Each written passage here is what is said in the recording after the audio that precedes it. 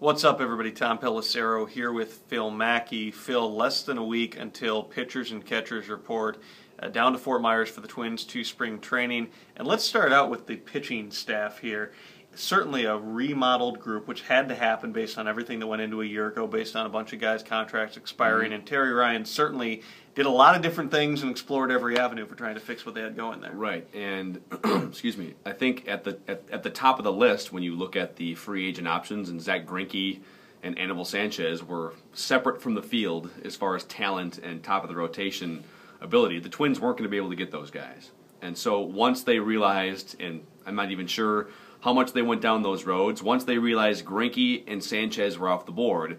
And that's both because of money, but as well as they don't want to come to a team that's lost almost 200 games over 2 years. It's a two-way street. Why would you want, if you've got 5 contenders offering you $20 million a year and you're Zach Greinke, I mean, you're going to go pitch for one of those teams. Once those guys were off the board, there was really no single pitcher that you could add to this team, a team that was historically bad. Going back to the 1960s for the Twins, we haven't seen a pitching staff this bad outside the steroid era. You weren't going to be able to fix it with one guy. And so they went with the approach of build more toward 2014, 2015. And that's why you trade Span for Alex Meyer. That's why, who, by the way, hasn't pitched above high A, but has an outside chance to be maybe in the big leagues by the end of the year. Trevor May, Double A, could make an impact after the All-Star break. You trade 2 center fielders for a couple prospects and Vance Worley, and there's really, I guess that's why the payroll's at $80 million. There's really no reason to go out and spend on intermediate level pitching, guys like Joe Blanton who make $15 million over 2 years. So how much actually needs to be sorted out down in Fort Myers in terms of who would you say is locked into the rotation and how many spots are available? Locked into the rotation, Scott Diamond for sure. Kevin Correa for sure, and we can talk about that too. I think that's a bad contract, but he's locked into the rotation because he's being paid. Vance Worley's in the rotation. Mike Pelfrey locked into the rotation, assuming he can break camp healthy. But it doesn't sound as if he may be ready for April, right? There's more optimism now than there was a month ago. Apparently they've had to slow him down because he's so far ahead on his rehab. But Pelfrey had Tommy John surgery less than a year ago, so maybe you push him back to May.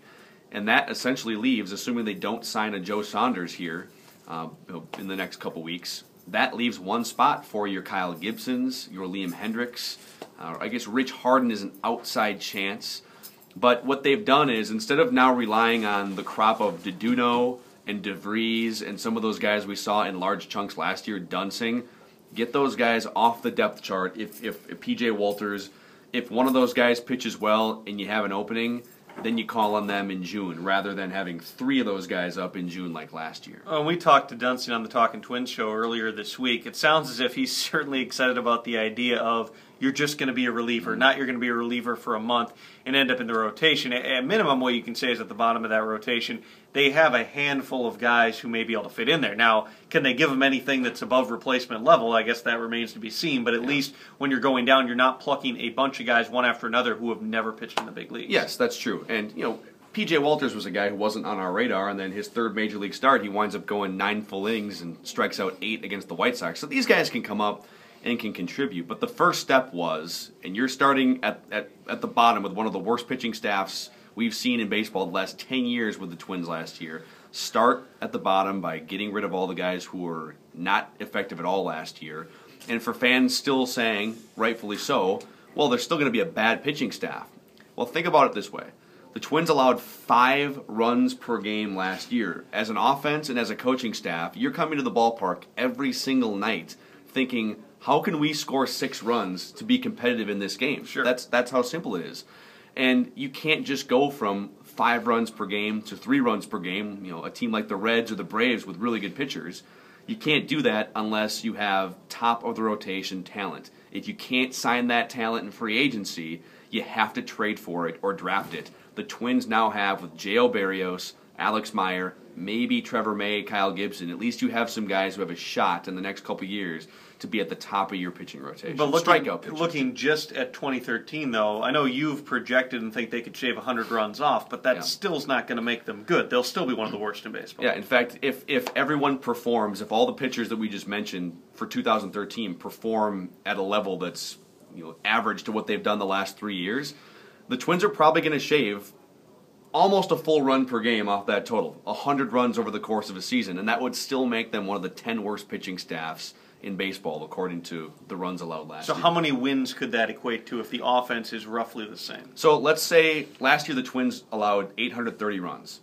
Teams that score the same amount of runs that they allow are 500 teams, right? Mm-hmm. So if you scale back from 830 runs allowed to 730 runs allowed, well, your offense scored 701 runs last year. So now, not saying that they're going to be a 500 team, but now at least you're giving yourself a shot to get up near the 80s and wins. But a lot of things have to break right still. What happens if Pelfrey has a setback, and what happens when if five guys all fall out of the rotation in the first month of the season, which is what happened a year ago. And Kevin Correa has a 4.5 ERA over a 10-year sample size in the National League. He's going to get shelled unless he gets lucky. And so there's a lot of factors in here, but it at least gives you a chance to be competitive. And hey, if you start hot, if you start hot, and any team can start hot. The Pirates start hot. The Royals have started hot.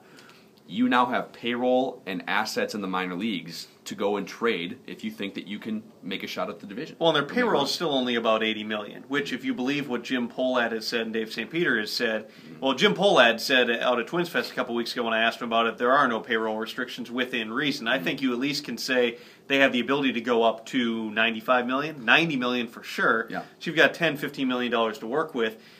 Do you think that Terry Ryan came into the offseason saying, I want to keep the payroll down based on what 2013 is going to be, based on this being a building season, or there's perhaps some things that they wanted to get done in free agency and they didn't? I think there was things that they wanted to get done and didn't. Their pitchers, would they like to... Joe Saunders is a great example. They would like Joe Saunders, but Joe Saunders would like a 3-year guarantee contract. The Twins are offering a 1-year guarantee contract with maybe room to go 2. The Twins' top priority wasn't to shave payroll. It was to make sure that you didn't lock up mediocre to mid-rotation type talent for 2014, 2015 when you need room for Kyle Gibson. Liam Hendricks is a guy we've hardly talked about, too, because he got hit pretty hard last year, but he was the minor league pitcher of the year for the Twins as recently as 2 years ago. And you need to be able to have those guys in your rotation in 2014. If you were to go out and sign Blanton, Saunders... Brandon McCarthy would have been one if he had interest in pitching here. Brandon McCarthy at $7 million would have been one, but he didn't want to come. The priority, he had other teams higher up on his list, and so then it becomes, all right, well, if you want to offer more money, sure. Then you want to pay $9 million a year for a guy who had injury problems. And sure. So, anyways, long story longer, the main goal was to make sure that you didn't lock up guys to long-term deals that weren't going to be high-impact players or pitchers. Glenn Perkins is the closer going at least into spring training here. Again, a lot of things have happened to the Twins over the past couple of years, but in theory... Anthony Swarzak broke ribs at Twins Fest, so let's... Horseplay. That's why Gronk can't be partying in Vegas, right. Too. It's the same theory. No, it's not.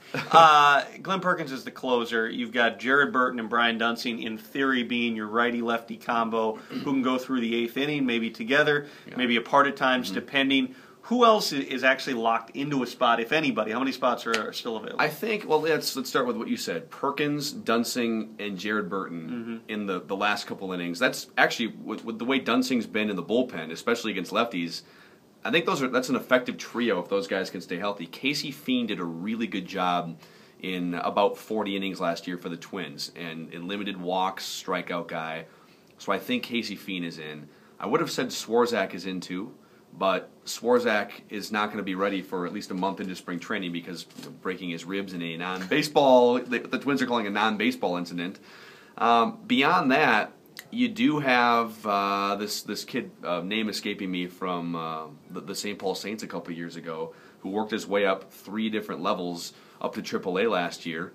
And you still have guys like Tyler Robertson. So I would say most of the spots... And they're taking a whole lot of guys down to Fort Myers, too. A lot of pitchers, 30-plus. Yes. In fact, 38, I believe. Jeez. Most of the pitchers who would be competing for that 5th, 6th, and 7th inning roles, those spots are all up in the air. He's Phil. I'm Tom. Full Twins coverage at 1500ESPN.com. We'll break down the position players in a video tomorrow. We'll see you.